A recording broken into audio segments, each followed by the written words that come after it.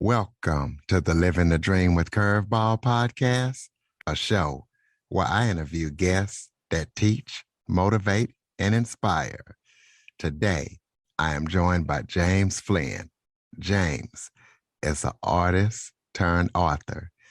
He decided to become an author after having a creativity crisis. So we're going to be talking to him about his books, especially his new book, The Hand That Pulls You Under. And we're going to let him tell his story because he has had a lot of success as an artist and as an author. James, thank you so much for joining me today. Hello, Curtis. Thank you for having me. Why don't you start off by telling everybody a little bit about yourself? Well, it all started for me when I was younger. I've always been an artist in some form or other. I always used to draw landscapes as a child. I used to draw cartoons and stuff. And love of art kind of transformed into graffiti during my teenage years. I grew up in London, and that was during the 1990s. And there's a big street art scene in London during that time. And so I spent a large part of my teenage years kind of going out and doing graffiti on all over London and on train tracks and stuff like that. But of course, that got me into trouble after a while. So I couldn't really keep that up for long. And so when I got into my 20s, I kind of moved on again and started to paint a lot of portraits. I became a portrait artist and money doing that, got a few customers, built up a big portfolio. And then at some point during my late 20s or early 30s, I kind of started having these ideas for works of art that I wanted to do. But they were getting more complex and more detailed. And eventually I realized that I couldn't kind of put these ideas down in a single painting or a single drawing. And it was at that point I realized that I needed to kind of write a book. I'd always read books as a child as well. I've always been a reader. Up until that point, I'd never written anything. But around the age of 30 or late 20s, I decided it was time to write a book. And so my main idea was like a big science fiction novel at the time. That was my first book. And so I set to work writing my first book, and 4 whole years to write this thing. It was like a big learning. I spent 4 years on it. I did about 7 drafts. The first draft was actually on paper. I actually wrote this book on paper. And then I kind of revised it again and again. And finally in like 2017, I published this thing. And that was my big debut novel. That one was called Conservation. And so you could say I became an author in 2017 because that was the year that I published my first one. And since then, I kind of haven't looked back. Since then, I've published about 5 books. That was my first one. Well, tell us about how you got your love for the artistic side. I know you say you grew up in England, but you're not living in England right now. So is that because of your travel and the places you've lived?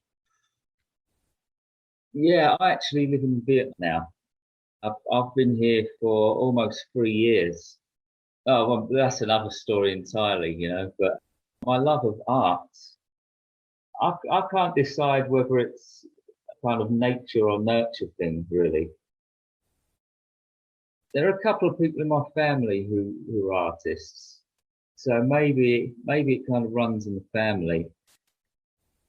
I'm undecided on that. But I've always loved art, and my family has always encouraged it as well, especially my mother. She kind of she's always encouraged it in every way she could. But I love all art. I love visual arts, music, films, books. I'm into the whole spectrum, really. But, you know, I only create drawings and paintings and books. So they're my main mediums, you could say.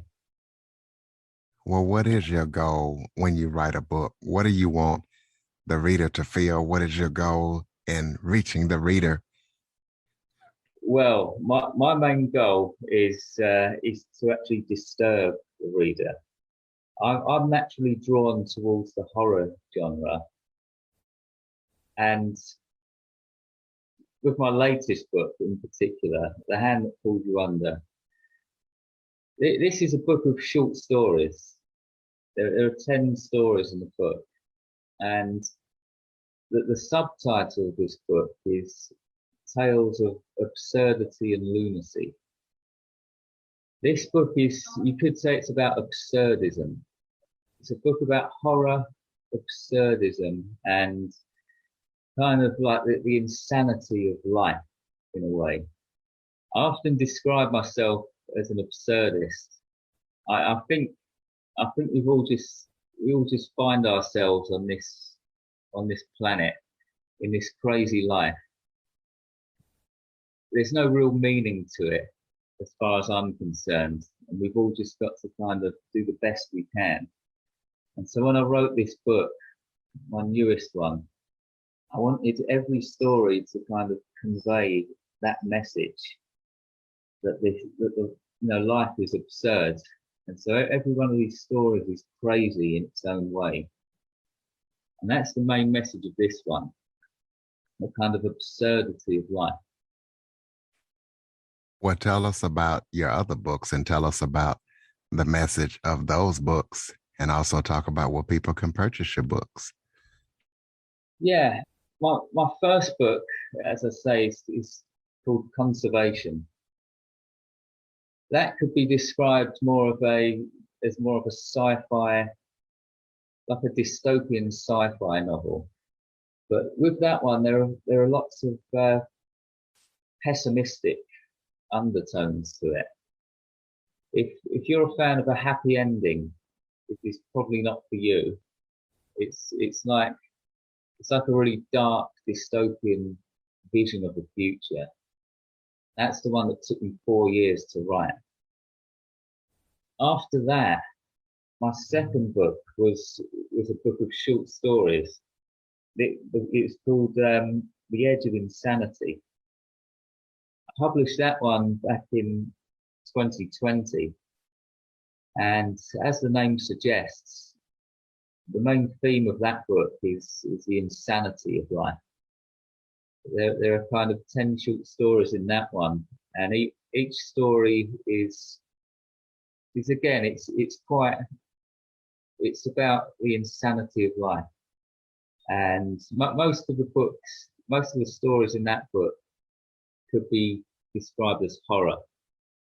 Those stories are more horrific with a slight sci-fi edge. So I published that one, book number 2, in 2020. And then about 10 months later, at the end of 2020, I published my third book, which is a sci-fi novella called Swarm. I've been working on this one for a while. With Swarm, I kind of explore the human mind a little bit more.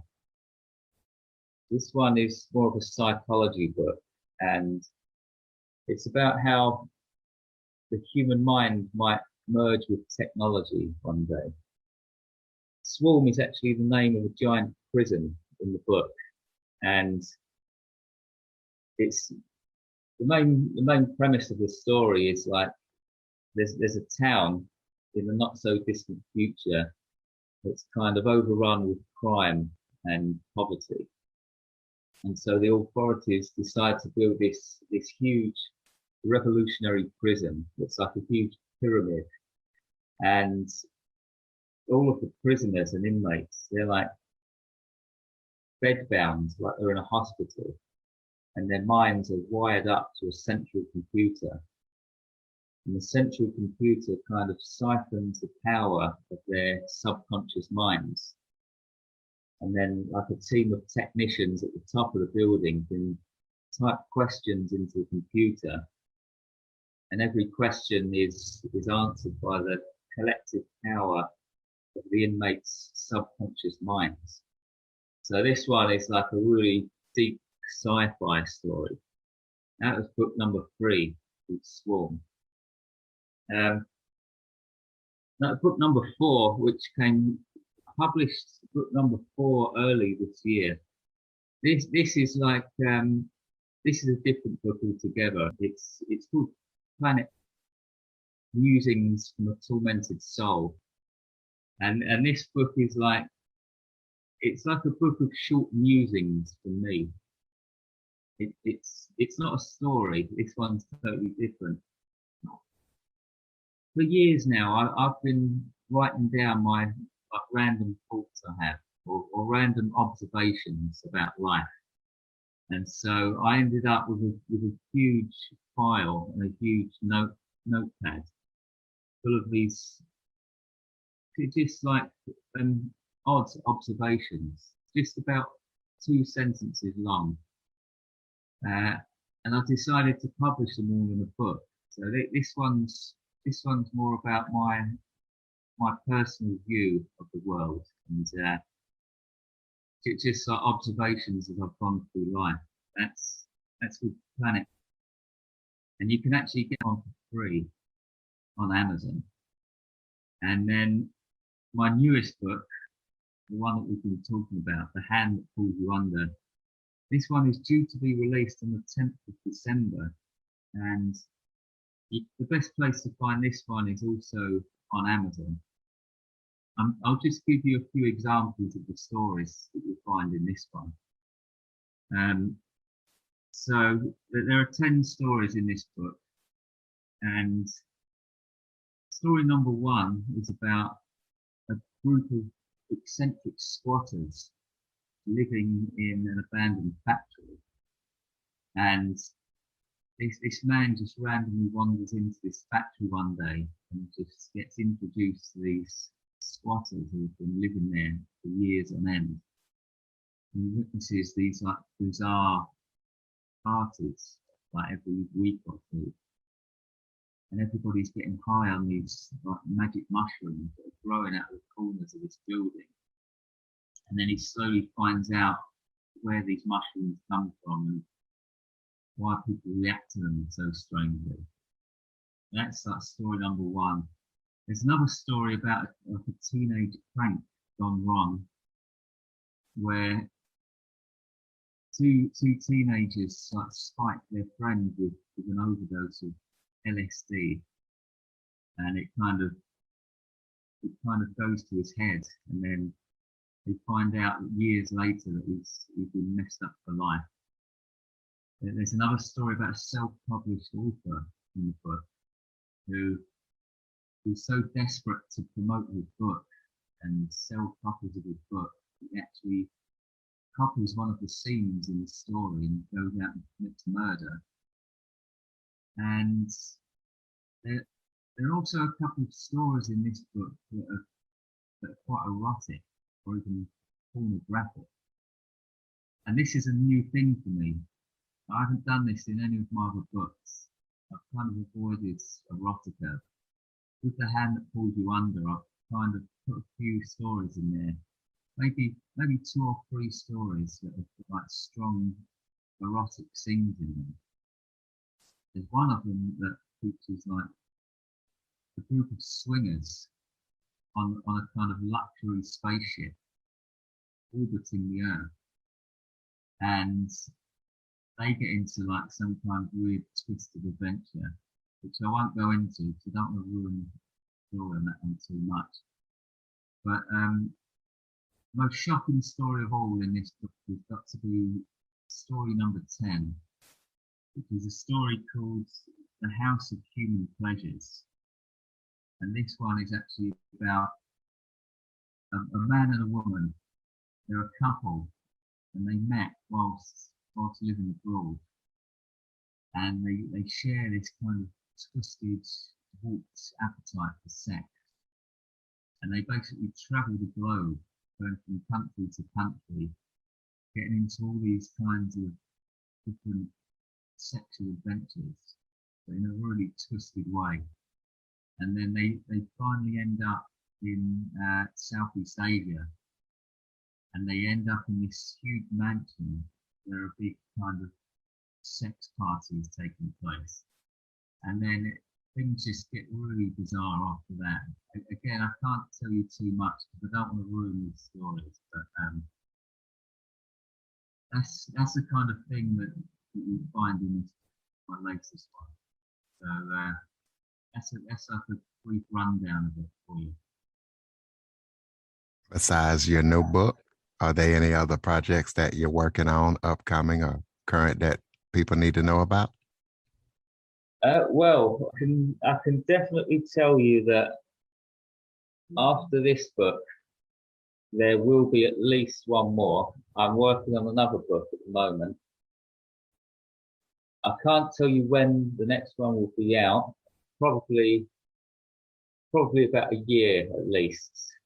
And all I can really tell you about this one is that it'll be another book of short stories. I've developed a love of short stories.